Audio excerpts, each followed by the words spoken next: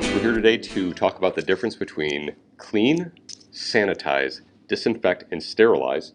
And we are with Mike Zanche, with Gabriel First, and Joel Craddock, Doc's Facility Solutions. Mike. How many of you have read a label of a disinfectant, sanitizer, hand sanitizer, or a disinfectant or sanitizer wipes? Gee, Mike, I don't see a lot of people raising their hand. Many have not actually taken a look into. When you look at the back of a label on a sanitizer container, particularly the wipes that a lot of people were using in their homes or even in their offices and desks, everybody has learned from their mother, their father, how they were used. And most people just take the wipe out, they wipe down a surface, it dries within seconds, and they just keep going. When you read the back of the label, what does it tell you? It usually tells you to let it sit in a wet state dwell time of about 2 minutes in order to get the kill rates that are specified on the container itself. Even sometimes, though, before that is a question I've asked many times through my years of coming through the ranks of doing contract work and cleaning in facilities, and on the formulary and working with raw materials and a lot of different blenders and branded labels. They will state it's a cleaner, but to be used on a pre-cleaned, non-porous surface. In many will have somewhere in the if in the presence of a gross soil load or some way of describing some level of soil. In many times through my years, I've asked what is their definition of a gross soil? What is their definition of a soil load that would require pre-cleaning? It is a very important component along with the dwell time like you just mentioned. Absolutely, and the big thing in the cleaning world is most people forget about they have to have that load. A lot of consultants that were in our industry talking about it during COVID always talked about having surface free of soils. Soil load could be a ring left from a coffee cup. It could be a fingerprint. It doesn't necessarily have to be a gross load. When people are talking about soil loads, it needs to be defined a little bit better than what it is. And that's, I think, why we want to do these podcasts, is to raise the awareness of different topics within the industry that people seem to struggle with. It's a very confused thing. And, especially with people, the one beautiful thing through the travels in our industry is that the majority of people, and I guarantee, in conversations, you've got the same thing, the majority of people we interact with, they do try. They do care about what they're doing, but the industry is not always focused on the how as much as sometimes you should be than just to hear use this. And it's very hard, especially not everything kills everything. There's different dwell times. There's a lot of factors within that have to be considered to really focus on the target that you're going for in the end result of keeping a clean, safe, sanitary, and then depending on their needs, the next stage of disinfected and all that, to understand what they're doing. It's so critical because I do own a cleaning company as well as a consulting company, and I was working with some of my field employees today, helping them understand what the labels meant and how to use the chemical properly and what they were trying to do. What was the end goal? What were we trying to accomplish when we were working with chemical, so that they understood not just what they were doing, but why they were doing it, and understanding most importantly the label, because so many times in this industry people are just handed a bottle and say use this with no training. And that is like common practice. I don't care if you're an in-house operation, I don't care if you're a franchise system, I don't care if you're a contracting service. Most people just handed something and said, go, this is what you need, and they're just let to do it. And there's so many factors you have to consider, including what surface are you working on. I know you and I even get to the point where we use litmus paper so that we're figuring out pHs so that we're using the right chemical to remove the soils without damaging the surface. And even that's a lost art.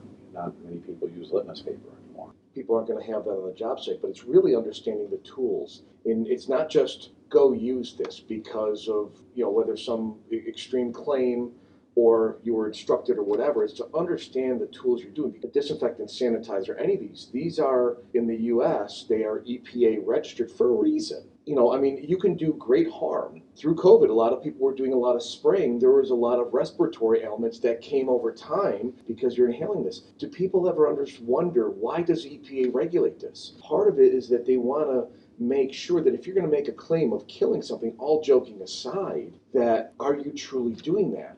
Because you're making this claim, especially in health environments where there's a lot of litigious factors as much as just serious health issues in compromised individuals and things of that nature. That the one, to make sure, again, your claim is sincere and true, but also the fact of why not to use this. And it gets lost in the contract world as any part of the cleaning. I don't care if you're in-house or contract or whatever, time is our biggest cost. So people want to cut back on the number of products. They want to cut back on the amount of time. There's nothing wrong with that, but it's like anything. You don't build a house by doing the roof first. And going kind of into the second point we wanted to hit with our talk today, which dovetails right into what you're talking about, is when I was doing the research on this topic, there's just so much misinformation out there. Different websites making claims that are reputable sites and reputable companies, but the information's wrong. And when people do the research, they have to consider the source. And that's kind of scary when you consider some of the places that I saw that the information was not correct.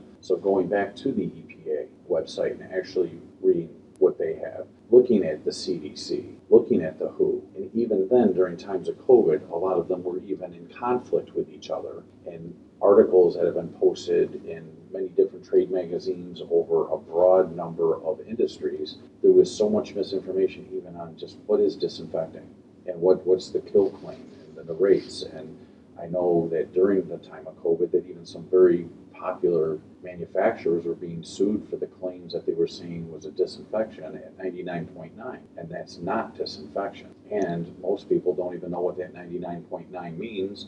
Other people say, oh, it's really close to 100, so that must be great. And for another podcast down the road, we'll talk about how they come up with these percentages and the log kills. Guys, I'm going to interject a question here. And if we could hit the four terms that are actually part of our open, because it seems like if we're going to understand the difference, let's define them. So who's got clean? Clean is a clean surface. That's what it said, right? Okay, thank you. Checks well good. No, I mean, they're free of soils, free of oil, any film left behind. You know, a lot of times you get like Sanitize, sanitary. You know, for many, many years, we've always explained that a clean surface is a sanitary surface. You know, and it doesn't mean it's, you know, that you've been disinfecting all these things like that, but, you know, you think of like when you wash dishes, before there was dishwashers and the heat and the sterilizers and things of that nature, we washed it with soap and water, we got it film free, put it in the dish, you know, dish rack, let it dry, and we put our silverware back. Just making sure that we're moving the biological matter, any of the material on their film and soil, so that it is a clean sanitary surface, So, but not sanitized. So if I were to look at a surface, a kitchenette in a workspace, the lunchroom, I walk in, there's a couple of cookie crumbs on the table. Before I decide to sit down to it, the boss has kindly left a general cleaner right there on the sink. I spray it on, wipe it down. I have effectively cleaned the surface in its simplest sense, not the way you would professionally. Yeah, I mean, in a very, very rudimentary, Right. correct. I mean, Not professionally correct. You're not going to look at microscopically. You're not going to look like, you know, there's things like an ATP meter which measure different, you know, you can get scientific readings on the surface. But you can kind of look at, especially say if it's a window from there, you can kind of see, did somebody smear the coffee drip from before you, you know. In most, they're an effective, decent quality cleaner, and you spray it on the surface. It's in the right concentration, so you're leaving a little bit of the cleaner to penetrate, but not too much to leave a film. Wipe that away. In a general sense, yes. So if we step between that and the next of our four terms, which is sanitize. And that's where I found a lot of the misinformation on the internet. By definition, just sanitize means that you have effectively removed the germ count from a minimum of 50%, which is considered food safe, up to 99.9%. That's a broad range of the kill rate, so to say. And sometimes getting the lower ones, using your example of just a cleaner and removing the soils from a surface, that could reduce the germ count on a surface by 50% in some cases, in most cases. But we really want to eat off of that surface. Right.